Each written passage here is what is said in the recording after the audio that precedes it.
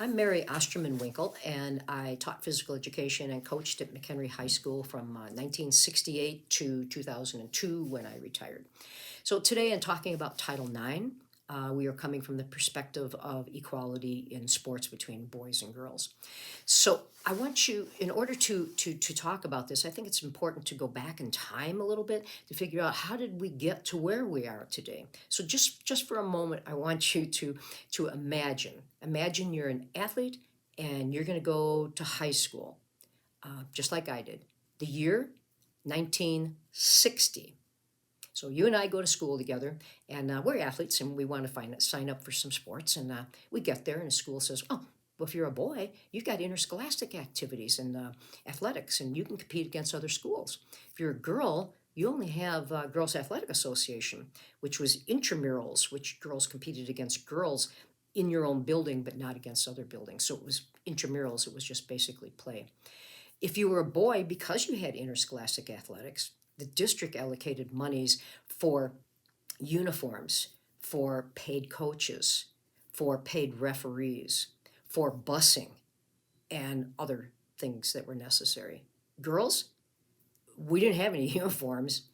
We did not have any paid coaches. Our physical education teachers organized our GAA activities for us. We did not have any referees. We refed our own games.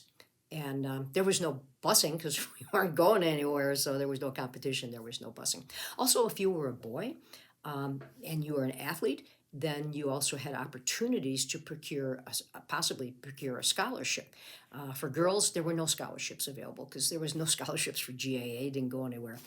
There was no competition. There was nothing there for scholarships in regards to females.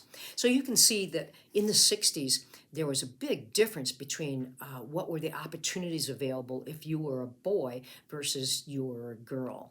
And these changes that happened, like in the 1970s when Title IX came in, it just leveled the playing field, and it said, you cannot discriminate anymore between what's available to boys and what's available to girls in regards to sports.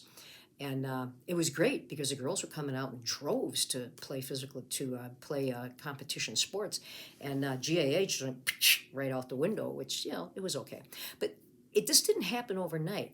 And norms and values take time to change. And the 60s was a big revolution, and in the 70s, big changes came in regards to more equalities for females. And values and norms just take time to change. And so that's how we got to where we are today. So I'm hoping that this short little video gives you a little bit of a glimpse of what it would have been like to go to school back in the 1960s and the inequalities that existed.